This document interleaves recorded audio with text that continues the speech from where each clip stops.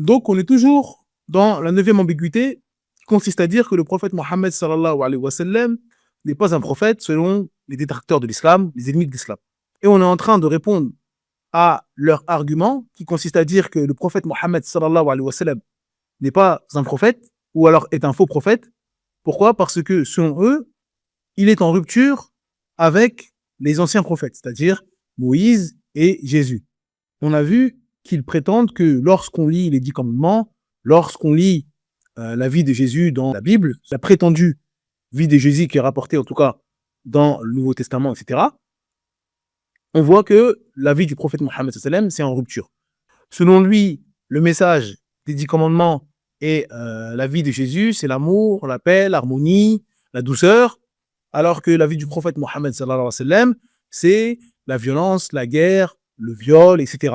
Et il dit aussi qu'on reconnaît selon lui un prophète à ses fruits, et les fruits du christianisme, ceux qui suivent la vie de Jésus, c'est la chasteté, l'ascétisme, etc. Alors que quand on regarde les fruits du prophète Mohammed c'est la luxure, l'abondance, la richesse, le sexe, etc. Ça, c'est leur prétention. Donc, on est en train de répondre à cette ambiguïté et on a dit que, avant de répondre à cela, il faut poser les bases. On a dit que quand on est face à quelqu'un qui critique le prophète Mohammed dit que c'est pas un grand homme, etc., on a dit qu'il faut se calmer, pas s'énerver et poser une question toute simple à cette personne-là. On lui demande de nous mentionner quels sont les grands hommes, parce que lui, il prétend que le prophète Mohammed n'est pas un grand homme. D'accord? Pour toi, donne-moi la liste de 5, de 10, de 15 personnalités que tu considères comme étant des grands hommes qui ont marqué l'histoire. Il va nous donner une liste. Et on a dit que cette liste-là, ces hommes-là, ils ne vont pas sortir de 2 catégories. Soit ça va être des hommes dans la première catégorie, soit des hommes dans la deuxième catégorie. La première catégorie, c'est des hommes qui sont considérés comme des grands hommes grâce à leur bataille, grâce à leur politique, grâce à leur stratégie militaire. En tout cas, c'est un lien avec la guerre, avec les conquêtes, etc. On a vu dans les exemples comme Napoléon, comme Alexandre le Grand, comme Hannibal, etc. Donc, soit ça va être des gens dans cette catégorie-là, soit ça va être des gens qui sont connus pour leurs idéaux, pour leurs théories, pour leur philosophie. Donc, ça va être soit des idées scientifiques, comme on l'a dit Newton, ça peut être des idées politiques, avec Marx, Machiavel, ça peut être aussi des philosophies, comme avec Socrate, et ça peut être aussi des pensées humanistes, comme avec Martin Luther King, ou Nelson Mandela, ou encore Gandhi. Donc, ça ne va pas sortir de ces 2 catégories-là. On a vu les avantages de la première catégorie et les inconvénients. Et également les avantages de la deuxième catégorie et les inconvénients de la deuxième catégorie. Donc on a vu les avantages des hommes qui ont été connus, qui sont considérés comme des grands hommes par leur conquête, par la guerre, par leur politique, etc. On a vu les avantages de cela et les inconvénients. Et on a vu également les avantages des hommes qui sont considérés comme des grands hommes par leurs idées, par leur philosophie, par leurs pensées. On a vu les avantages de cela et les inconvénients. Et ensuite, on a terminé pour dire que c'est pour cela, exactement pour cela, qu'on dit que le prophète Mohammed sallallahu alayhi wa sallam, c'est le meilleur des hommes. Pourquoi? Parce que le prophète Mohammed sallallahu alayhi wa sallam réunit les avantages des 2 catégories sans les inconvénients. Parce que si on est juste, si on parle avec sincérité, quand on va mentionner les grands hommes, soit ça va être un homme qui va mélanger un petit peu, il va dire Napoléon, il va dire Gandhi, il va mélanger un petit peu. C'est-à-dire des hommes qui sont connus pour leur conquête, pour leur politique, pour la guerre, et des hommes qui sont connus pour leurs idées, etc. Soit il va choisir qu'une partie. Soit il va dire que des hommes de guerre, donc il va dire Napoléon, Jules César, etc. Ou alors il va dire l'autre partie, il va mentionner que des gens connus pour leurs idéaux, pour leur humanisme, etc. En fonction de sa vie, en fonction de sa vision du bien et du mal. Donc il va peut-être mentionner que des gens comme Gandhi, Martin Luther King, etc., qui sont connus pour des actions pacifiques, c'est tout. Parce que lui, peut-être, on ne peut pas être un grand homme si on a fait la guerre. Et inversement. Pour lui, un grand homme, c'est quelqu'un qui a créé une politique. Et donc, forcément, si on veut imposer notre politique, nos lois, etc., forcément, dans un pays, etc., on veut propager ça, forcément, c'est obligatoire qu'on va trouver des opposants. Et qui dit opposant, dit guerre. C'est obligatoire. Peu importe, vous allez me ramener un chef d'État qui a marqué son pays, qui a marqué son histoire, son époque, obligatoirement, il a dû rencontrer des opposants. Et donc, s'il a rencontré des opposants, forcément, il a dû les dompter. Parce que sinon, c'est lui qui va se faire dompter. C'est obligatoire. Donc nous, on dit que le prophète Mohammed sallallahu alayhi wa sallam, c'est l'alliance parfaite entre ces deux catégories d'hommes. Et vous n'allez pas trouver un homme qui a autant allié ces deux catégories. Il a donc su avoir les qualités de ces deux groupes sans réunir les défauts. Et personne ne peut ramener un homme qui a eu plus d'impact idéologique et politique que le prophète Mohammed sallallahu alayhi wa sallam. C'est-à-dire que vous allez peut-être ramener un homme qui a eu plus d'impact militairement, comme on l'a dit, Gengis Khan, etc., en termes de guerre, en termes de campagne. Peut-être qu'il a fait plus que le prophète Mohammed sallallahu alayhi wa sallam. Il est allé plus loin, il a gagné plus de batailles, peut-être. Mais il n'aura pas l'idéologie. C'est-à-dire que son idéologie, c'est quoi son idéologie? Aujourd'hui, qui se prétend de l'idéologie de Gengis Khan? Qui dit, voilà, moi, j'ai lu ses livres, j'ai lu ses pensées et ça me touche? Personne. Gengis Khan, c'est la guerre, c'est tout. Donc lui, il a atteint l'apogée en termes de guerre, mais il n'a pas d'idéologie. Et ceux qui ont une idéologie, ils ne peuvent pas venir face au prophète Mohammed sallam et dire, j'ai construit un État, une civilisation qui perdure encore aujourd'hui. C'est-à-dire que les musulmans aujourd'hui, il y a une économie islamique. Il y a une politique islamique. Il y a des musulmans qui prient, qui jeûnent, qui ont une croyance, qui ont la aqidah du prophète Mohammed sallam, qui appellent leur enfant Mohammed, etc. Donc il y a aussi ça chez d'autres personnes. On a dit Confucius, etc. Mais soit c'est restreint à un territoire et c'est pas mondial, c'est-à-dire qu'il peut pas dire voilà moi mon idéologie, mais son idéologie elle a pas touché le monde entier. Comme on a dit Confucius, ça touche une partie, ça touche l'Asie centrale, la Chine, etc. C'est tout. Aux États-Unis, Confucius, y a rien du tout. Personne ne parle de Confucius. Et inversement. Et pareil pour Marx, pareil pour le communisme, etc. Bien sûr, il y a des gens qui ont propagé des idées qui ont touché le monde, mais ils peuvent pas venir en disant ils ont créé un État. Ils ont créé une structure, une civilisation, une croyance qui touche le monde entier. C'est-à-dire qu'aujourd'hui, il y a des musulmans qui se revendiquent de la voix du prophète Mohammed sallam, qui sont indonésiens, pakistanais, américains, français, belges, suisses, turcs, kosovars, bosniaques, algériens, marocains, tunisiens, maliens, sénégalais, sud-africains. Subhanallah. C'est-à-dire que c'est des choses qui n'ont rien à voir, des cultures qui n'ont rien à voir, des Chinois, et ils suivent la voie du prophète Mohammed sallam. Sa pensée, son idéologie, sa croyance, sa aqidah. Donc il n'y a personne qui peut dire qu'il a touché autant de monde de manière idéologique, de manière politique, de manière économique. Personne peut venir et dire j'ai fait mieux que le prophète Mohammed sallam dans tout ça. Peut-être dans une des choses, peut-être. Pour la guerre, on a dit, peut-être dans une philosophie qui touche des millions de personnes, peut-être. Mais vous allez voir qu'il n'y a pas de politique, il n'y a pas d'économie. Même la médecine prophétique. Subhanallah. Et donc, quand on énumère toutes les qualités, tous les avantages de la première catégorie, on va voir que le prophète Mohammed sallam, il les coche. On a dit que les hommes de guerre, les hommes politiques, etc., l'avantage, c'est quoi? C'est la capacité à unifier et à bâtir des empires. Le prophète Mohammed sallam a réussi à le faire. Le prophète Mohammed sallam est arrivé à Médine. À Médine, avant l'avènement de l'islam, il y avait deux grandes familles qui s'entretuaient. Les Haus et les Khazraj. Et ces deux grandes familles se sont entretuées. Ils se faisaient des guerres. Et l'avènement de l'islam a unifié ces gens-là. Ils sont devenus des frères. Médine est devenue une ville islamique qui s'est ensuite propagée à la Mecque, ensuite au Yémen, en Irak et jusqu'à aujourd'hui. On a les terres d'islam. On ne parle pas de Napoléon qui a fait ça pendant 15 ans, 20 ans, 30 ans, et après, l'Empire français, les frontières françaises sont revenues à la norme. Et ainsi de suite. C'est encore aujourd'hui, il y a des pays musulmans qui disent que leur croyance, c'est la croyance du prophète Mohammed sallallahu alayhi wa sallam. C'est l'islam. C'est la religion du prophète Mohammed sallallahu alayhi wa sallam. Et ils appellent leurs enfants Mohammed dans toutes les langues. Mohammed, Mamadou, Mehmet, Magomedov. Mais ce sera Mohammed à chaque fois, peu importe leur langue et leur culture. Pareil pour les réformes durables. Les musulmans, ils ont leur manière de bâtir leur société. D'accord? On ne fait pas riba, on a une économie islamique, on a nos mœurs, on a notre sunna. La sunna du prophète Mohammed sallam. Encore aujourd'hui. Donc c'est des réformes durables. Avant, il n'y avait pas ça.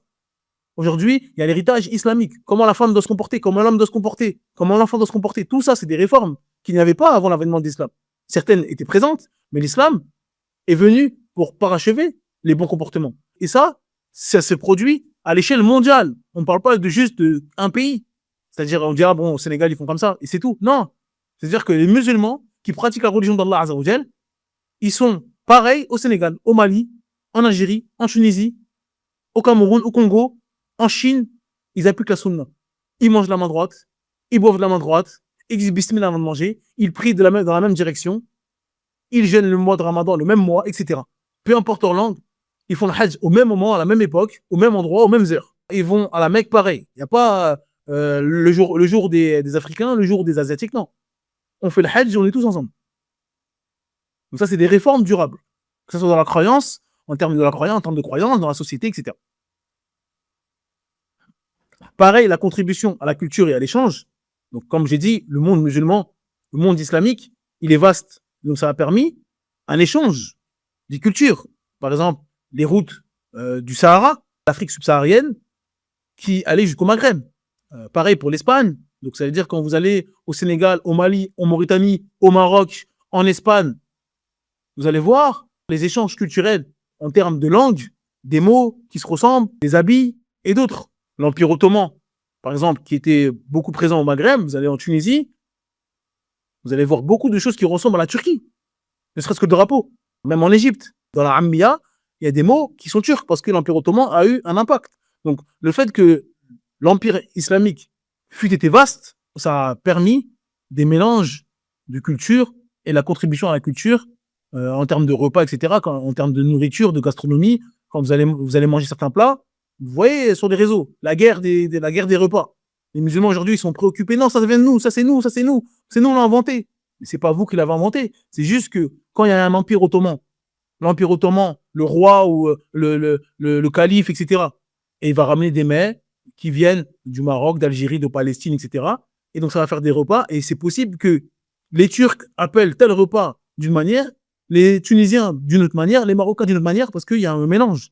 Et donc maintenant, savoir qu'il a inventé, etc., ça c'est des débats qui servent à rien, mais c'est pour dire qu'il y a eu un mélange de cultures. Et ça enrichit les pays musulmans. Quatrième avantage, le leadership. Il n'y a aucun doute que le prophète Mohammed sallam, sa vie, son charisme, l'amour que les gens ont eu et ont toujours pour le prophète Mohammed sallam, il n'y a pas besoin de se justifier sur cela.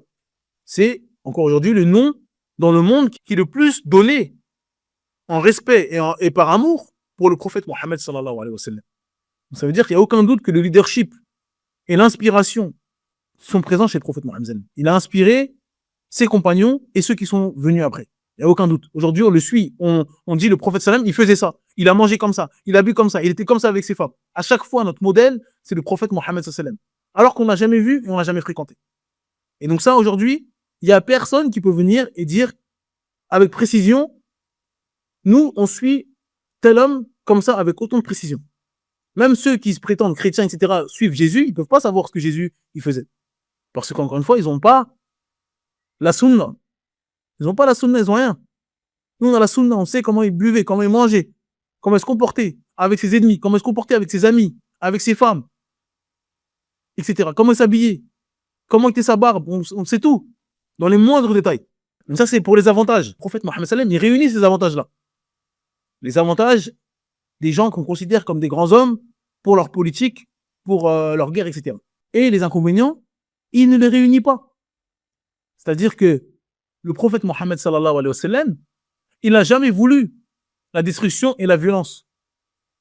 Il n'a jamais voulu la destruction et la violence. On a fait une vidéo dans le dictionnaire du musulman sur Hudaybiyah, sur la bataille de Hudaybiyah. Le prophète Mohammed sallam, à chaque fois, il a appelé à son message. Parce que l'objectif principal, c'est le message, c'est le tawhid, c'est l'unicité. Il a appelé les gens au tawhid. Et il a donné sa vie pour que ce message soit propagé. Et donc, pour que ce message soit propagé, ce message, il faut le défendre.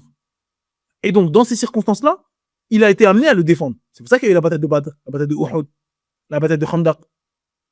Parce que l'objectif principal, c'est propager le message. Et donc, si on ne défend pas le message, on reste assis, eh ben, ils vont nous exterminer et il n'y aura plus le message. Mais la volonté première du prophète Mohammed sallallahu alayhi wa sallam n'a jamais été la destruction et la violence. Alors que d'autres personnes qui sont considérées comme des grands hommes avaient juste pour volonté de détruire tel peuple. Parce que c'était un peuple ennemi. Et pas la volonté de les rallier, parce qu'il n'y a rien à rallier. Si tu rallies quelqu'un sur des origines, par exemple, la France, nous sommes français, nous sommes blancs, nous sommes de telle ethnie, bah ça, on ne peut pas devenir de ton ethnie. Si je suis né blanc, je ne peux pas devenir noir. Et si je suis né noir, je ne peux pas devenir blanc. Donc tu ne pourras jamais être dans mon camp. Donc si mon seul but, c'est de faire régner mon peuple ou mon camp, mon peuple ou mon camp, et ben forcément, si tu n'es pas des miens, ben je vais t'exterminer. Alors que le message du prophète Mohammed sallallahu alayhi wa sallam, il est universel. Donc quand il appelle à l'islam, tout le monde peut être musulman. Alors que si moi, je suis français, et je dis, je veux que la France attaque l'Allemagne pour que l'Allemagne devienne une région française, bah les Allemands, ils vont pas être d'accord. Et les Allemands, ils pourront pas devenir français, ils sont pas français. Donc comment on fait? Donc on va faire une bataille, on va faire la guerre, et mon but, ça va être d'exterminer les Allemands. Et une fois que je vais gagner, si je les laisse comme ça, ils vont peut-être se retourner contre moi, et un jour, ils vont me tuer. Donc qu'est-ce que je fais? Je les tue. Ou alors, je les asservis. Ou alors, je les mets en prison, ou en tout cas, je fais diminuer leur force pour que moi, en tant que Français, je gagne. Donc là, il n'y a pas une volonté de réforme universelle, de toucher tous les hommes, de vouloir le bien pour les hommes, etc. Bien sûr, nous, en tant que musulmans, pour nous, le bien absolu, c'est l'islam. Donc, quand on dit on veut l'islam pour les gens, on veut le bien pour les gens. Après, le débat de oui, moi, est-ce que je trouve que l'islam, c'est bien ou pas, c'est un autre débat. Mais il y a cette volonté de toucher tous les hommes. Alors que les hommes de la première catégorie, ils n'ont pas cette volonté de toucher tous les hommes.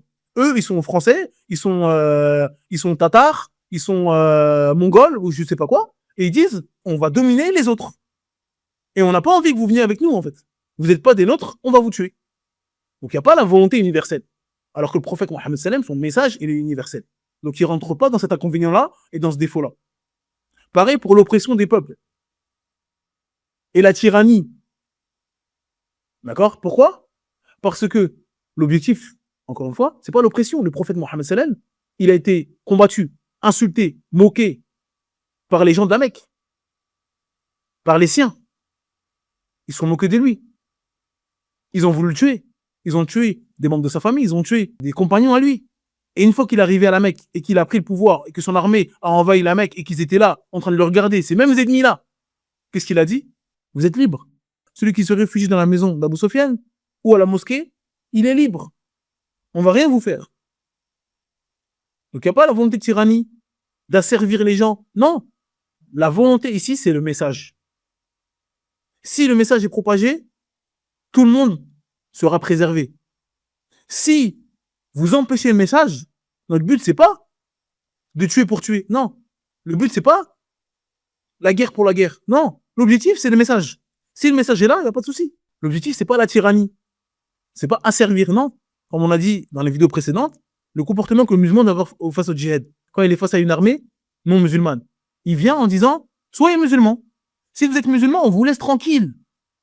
Vous gardez votre culture, vous gardez vos repas, vous gardez votre langue, vous gardez tout ce que vous voulez. Mais soyez musulmans. C'est une terre d'islam et vous êtes nos frères. Imaginez-vous qu'on va, je sais pas moi, on va face à un pays qui n'est pas musulman. On dit voilà, vous êtes dans les ténèbres, vous êtes dans le faux, vous êtes dans la mécréance. Adoptez l'islam comme religion parce que vous êtes en train de propager la corruption sur la terre. Et la corruption sur la terre, c'est la mécréance, c'est le shirk. S'ils disent d'accord, salam alaikum, on va pas dire bon, le roi, on l'enlève, voilà, on va mettre ça, vous allez vous appeler comme ça, vous allez faire comme ça, non. Bien sûr, si c'est dans l'islam, si vous priez plusieurs divinités, on va dire non. Mais il n'y aura pas l'extermination de la culture. Non, il y aura la purification de cela. C'est-à-dire que la religion d'Allah, du Seigneur de l'univers, passe au-dessus des cultures. Dans le sens où, si cette culture-là s'oppose à la religion d'Allah, il faut l'enlever. Donc si ta culture dit nous, on fait des sacrifices humains, nous, on adore des divinités, ça on va dire non, ça c'est pas permis. Mais si tu dis ma culture, c'est de manger du riz avec du poulet, mange ton riz avec ton poulet. Mais ton poulet doit être halal. Parce que ça, c'est pas permis en islam. Et ainsi de suite. Mais il n'y a pas la volonté d'oppression des peuples. Justement, il y a la volonté de libération des peuples. Et la libération, elle passe par le tawhid. C'est ça que les gens ne comprennent pas. C'est-à-dire qu'il y a des gens qui sont asservis par la mécréance, par les fausses divinités, par des fausses croyances. Et l'islam vient les libérer avec cette croyance. Et une fois qu'ils sont libérés, ça y est, on n'a pas à leur dire faites ça, faites pas ceci, soyez des nôtres. Non.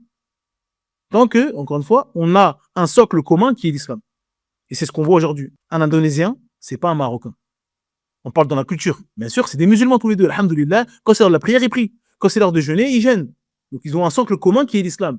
Mais quand vous allez en Indonésie et que c'est l'heure de manger, vous n'avez pas manger la même chose qu'au Maroc. Vous n'avez pas manger la même chose qu'en Turquie. Les gens, ils ne sont pas habillés, même si c'est des musulmans. Les femmes vont être couvertes parce qu'en islam, c'est la pudeur. Mais le voile des femmes en Indonésie, au Pakistan, n'est pas le même qu'au Maroc. Pareil pour les habits des hommes, etc. Donc, il y a un socle commun qui est l'islam, mais l'Indonésie, c'est l'Indonésie. Le Maroc, c'est le Maroc. Le Sénégal, c'est le Sénégal. Donc, il n'y a aucune oppression, une tyrannie. Et donc, forcément, il n'y a pas de chute. Le prophète Sassan n'a pas chuté. Et celui qui applique l'islam n'a pas chuté. Pourquoi? Parce qu'il y a une idéologie derrière. Il y a une croyance derrière. L'objectif, c'est le message. C'est le tawhid. C'est pas juste la personnalité. Le prophète Mohammed sallam n'a pas dit c'est moi, moi, moi, moi. Non. Le prophète sallam a dit c'est le message. Le message, le message. Le tawhid, le tawhid, le tawhid. Et c'est pas sa personnalité. Il n'a pas voulu mettre sa personne en avant. Le prophète Mohammed sallam ne s'énervait jamais lorsque on l'avait activé pour sa personne. Même quand les mécréants lui parlaient mal, etc., le prophète sallam, il ne s'est jamais énervé pour lui-même. Il s'est toujours énervé pour la religion. Quand la religion a été transgressée. Quand Allah a été insulté. Là, le prophète sallam, il s'est énervé. Pourquoi? Parce que l'objectif, c'est le message. C'est que la parole d'Allah soit la plus haute. C'est que le Seigneur de l'univers soit adoré correctement. C'est ça l'objectif. Et ça, c'est universel. Parce qu'on est tous des créatures. D'accord? On est tous créés par Allah Azza wa Jalla. Et donc, ça, c'est universel. La religion d'Allah, elle est universelle. Et pareil, pour l'inconvénient de la haute mortalité. Même si les ennemis d'islam veulent nous faire croire que l'islam, le prophète Mohammed sallam a fait des campagnes sanglantes, etc. Il a tué une taux de mortalité. Alors, ce qui est totalement faux. D'accord? Quand on regarde juste la bataille de Badr, par exemple. La bataille de Badr, il y avait 300 musulmans contre 1000 mécréants. Donc, dans une bataille de 1300, je ne sais pas si vous vous rendez compte, 1300. C'est même pas le nombre d'une bagarre qu'il y a à Châtelet. Mais il y a 1300 personnes dedans. Et bien sûr, il n'y a pas 1300 personnes qui sont mortes dans cette bataille-là. D'accord? On ne dit pas qu'il n'y a pas eu de mort. Mais nous faire passer ça comme si c'était les Américains qui ont posé la bombe nucléaire à Hiroshima, ou alors la guerre 14-18, ou Napoléon avec Austerlitz, il y a eu plus de morts en une journée à Austerlitz que de toute la vie du prophète Mohammed sallam dans la bataille. Mais aujourd'hui, tu leur dis Napoléon, c'est quelqu'un de bien, ils vont dire oui. Mais le prophète sallam, non, c'est quelqu'un de sanglant. Et le prophète sallam, il n'a jamais voulu tuer pour tuer, encore une fois. Il y a une bataille, des gens qui veulent te tuer pour faire taire ton message. Et encore une fois, on a dit l'objectif, c'est le message. Et donc, si on te fait la guerre, tu vas te défendre. Parce qu'encore une fois, l'islam, c'est pas on tend la joue gauche et après on est exterminé, il n'y a plus de message. Non. Le message, le message, le message. Si pour propager le message, il faut prendre les armes, on va prendre les armes. Il n'y a pas de souci, on va prendre les armes. Mais une fois qu'on a pris les armes, on a gagné et que le message peut être propagé, on va pas se dire ah mais on n'a pas tué quelqu'un aujourd'hui, on est Christ. Non, on veut pas tuer des gens. On veut propager le message. C'est tout. C'est pas un objectif en soi. C'est pas une quête.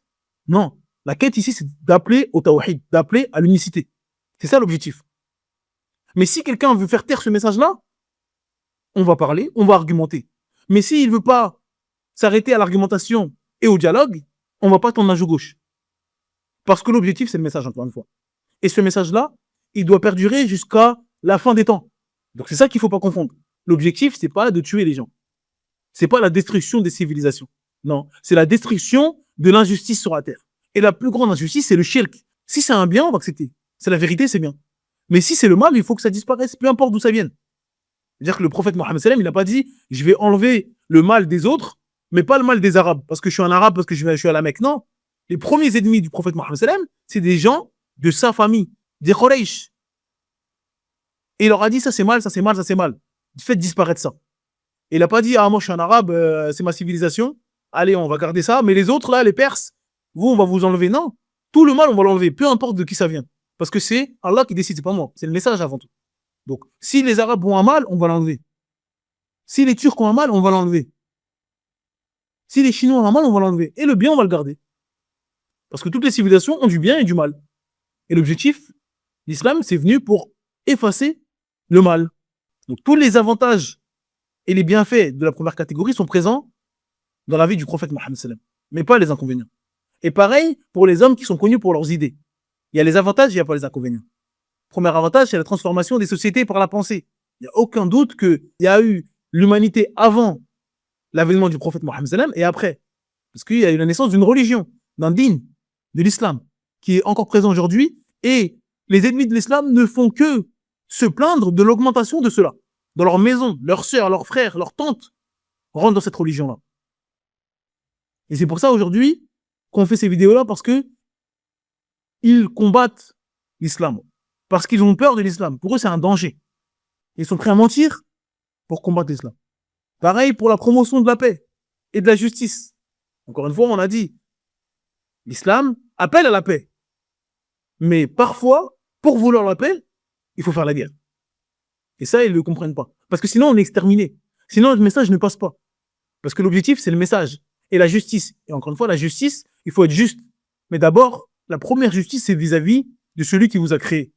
Et c'est la croyance. Avant d'être juste avec les humains, il faut être juste avec le créateur des humains. Si vous avez une mauvaise croyance, si vous êtes polythéiste, si vous êtes un kafir, vous êtes injuste. Et donc, l'islam est venu pour supprimer l'injustice. La justice vis-à-vis d'Allah Azza wa Jal, et bien sûr, vis-à-vis des créatures ensuite. Bien évidemment, l'islam appelle à la réconciliation et au pardon. On l'a vu dans la vie du prophète Mohammed sallam, avec la conquête de la Mecque. Le prophète sallam a pardonné. Donc, on ne va pas se justifier pour dire que l'islam incite le croyant, incite les musulmans à pardonner et à faire la réconciliation.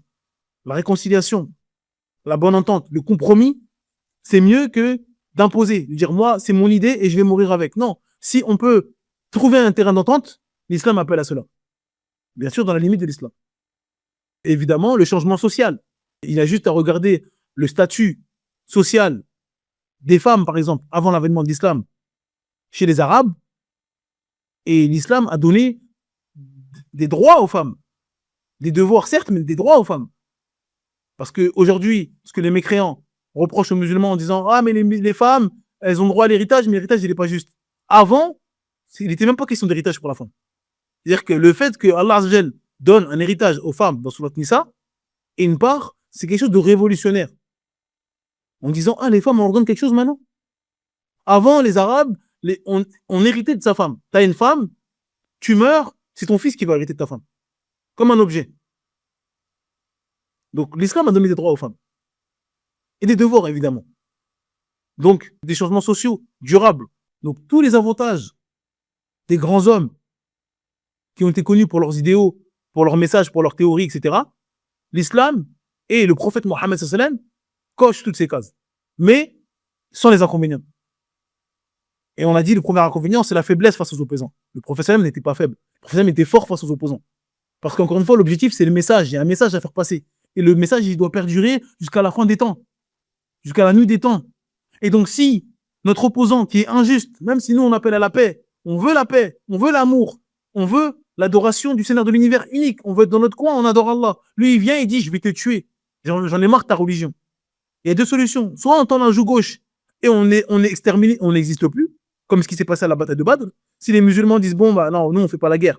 À la bataille de Badr, on reste assis et ils vont se faire exterminer. Et après, ils vont aller à Médine, ils vont tuer tous les musulmans et il n'y a plus d'islam. Donc non, le prophète Mohammed sallam, il était fort face aux opposants. Pourquoi? L'objectif, c'est pas d'humilier, c'est pas de tuer, c'est pas de faire couler le sang. Non, c'est la préservation du message. Pareil pour les idées détournées. Encore une fois, on ne dit pas qu'il n'y a jamais eu dans l'histoire des gens qui se disent musulmans, qui prétendent suivre la voie du prophète Mohammed sallam et qui font n'importe quoi. On ne dit pas ça. On dit que la voie du prophète Mohammed sallam a été préservée. Ça veut dire que s'il y a un gouvernement, s'il y a des musulmans qui font n'importe quoi, nous, on peut dire ce qu'il fait, c'est n'importe quoi. Les premiers à avoir combattu les Takfir, les Khawarij, Daesh ou Al-Qaïda, etc., les premiers à avoir combattu ces gens-là, c'est pas Charlie Hebdo, je sais pas qui, c'est les musulmans. On vous ramène des fatwas de savants dans les années 80, dans les années 90, dans les années 2000, au début des années 2000, qui combattaient cela. Pourquoi? Parce que nous, on a la religion du prophète Mohammed sallam qui est préservée. Et donc, toute personne qui s'oppose à cette croyance-là, à cette voie-là, même s'il se prétend musulman, même s'il a une barbe de 10 mètres de long, on lui dit, toi, tu es dans l'égarement. Ce que tu fais là, c'est pas correct. Ça contredit la sunna. Parce que la voie du prophète Mohammed sallam a été préservée. Donc, même si quelqu'un vient et se prétend de l'islam et dit, je fais l'islam, on va regarder. Parce qu'on a la balance. Et la balance, c'est le Coran et la sunna. Donc, si tu te dis musulman, on va te regarder. Tu dis, voilà, tout ce que je fais, c'est l'islam. On regarde, on dit non, ça, c'est pas l'islam. Parce que le prophète Mohammed sallam, il n'a pas fait ça. Le prophète, il n'a pas arrivé, il a torturé des gens, il a mutilé des gens, il a fait des bombes, il tue des enfants au hasard, comme ça. Le prophète n'a pas fait ça. D'accord? Le prophète, il n'a pas incité à ça. Il a donné un comportement et un caractère noble à avoir, même dans le combat. Si eux, ils tuent nos enfants, nous, on ne va pas arriver et tuer leurs enfants innocents. Gratuits comme ça. Non? On n'est pas comme eux. Même si c'est énervant, même si ça fait mal, même si c'est quelque chose de blessant et qui blesse le cœur, mais on ne doit pas arriver à leur niveau. Et donc, on ne doit pas aller dans un endroit où les gens ne savent même pas de quoi il s'agit, et tu viens, tu tires sur tout le monde, tu tues tout le monde, et tu dis, ouais, mais ils l'ont fait aussi. Non, on n'est pas comme eux. Donc, on va te blâmer. On va te dire, on se désavoue de toi. Ça, c'est pas ça l'islam. Même si tu nous ramènes tous les versets du monde, t'as rien compris. Donc, tes versets, ils sont hors contexte. T'as pas compris. Donc, l'idéologie et le message du prophète Mohammed ne peut pas être détourné. Ne peut pas être détourné. Pourquoi? Parce que son message a été préservé. Contrairement aux chrétiens. Parce qu'ils prétendent suivre Jésus. Quand on regarde l'église chrétienne, on voit que c'est du n'importe quoi. Et ça, on va le voir dans une vidéo suivante, parce qu'il dit que les héritiers, l'héritage, les fruits du christianisme, les fruits de Jésus, ceux qui se prétendent suivre Jésus. Mais aujourd'hui, on ne peut pas suivre la vie de Jésus. Est-ce que Jésus a gouverné un pays? Comment moi je vais gouverner un pays? Est-ce que je peux gouverner un pays comme Jésus? Non. Mais je peux gouverner un pays comme le prophète Mohammed sallallahu alayhi wa sallam. Parce qu'il a gouverné. Et c'est là la sagesse d'avoir gouverné. C'est là la sagesse d'avoir fait des guerres. Est-ce que je peux faire la guerre comme Jésus? Mais non.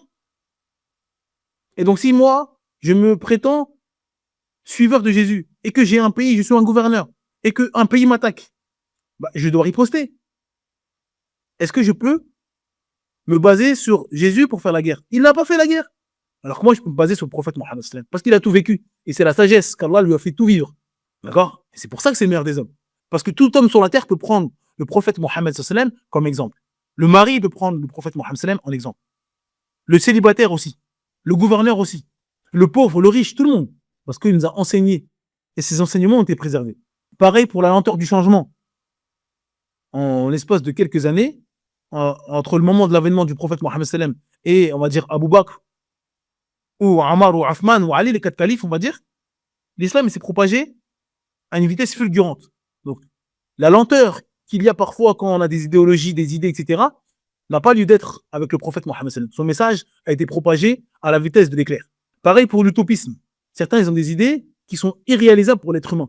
Et c'est pour ça que l'islam, c'est la religion du juste milieu. Dans toute chose que vous allez ramener, l'islam, c'est le juste milieu. On prend par exemple le communisme. Le communisme, c'est irréalisable parce que l'humain n'est pas fait pour ça. Donc l'islam, c'est le juste milieu concernant les biens et l'argent. Aujourd'hui, on nous propose 2 visions. Soit le communisme, soit le libéralisme.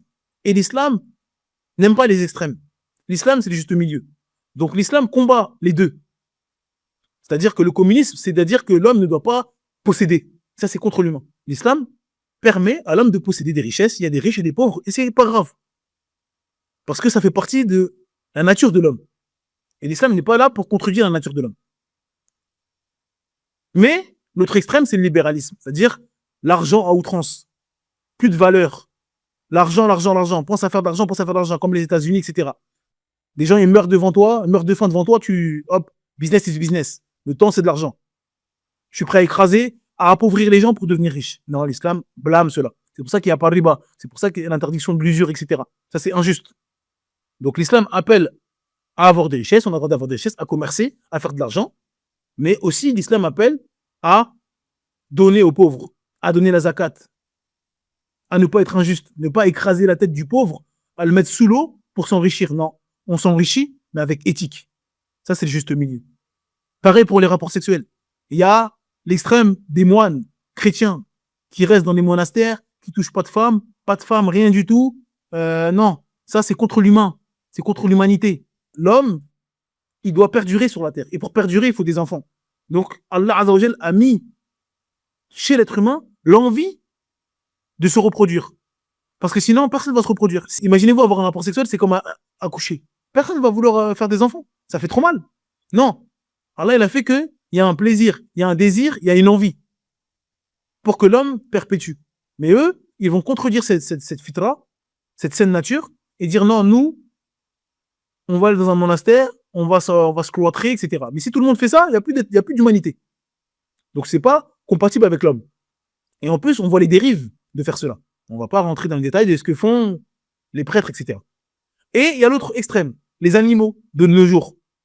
D'accord? La pornographie, ceux qui s'accouplent avec tout le monde, polyamour, des choses comme ça.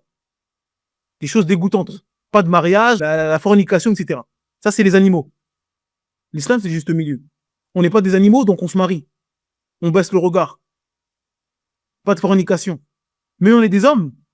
Et donc, l'être humain, il a un besoin. Et donc, c'est pour ça qu'il y a le mariage. Et parfois aussi, il y a la polygamie, etc. Et la femme peut divorcer et se remarier. Et ainsi de suite. Et donc, l'islam, dans toute chose, ça va être le juste milieu. Même dans le dogme, même dans le credo. Il y a les chrétiens qui croient à des choses qui sont contre la raison. Ils disent les voies du Seigneur sont impénétrables. Donc, notre croyance, elle n'a ni queue ni tête. C'est contre la raison humaine. Et il y a les autres.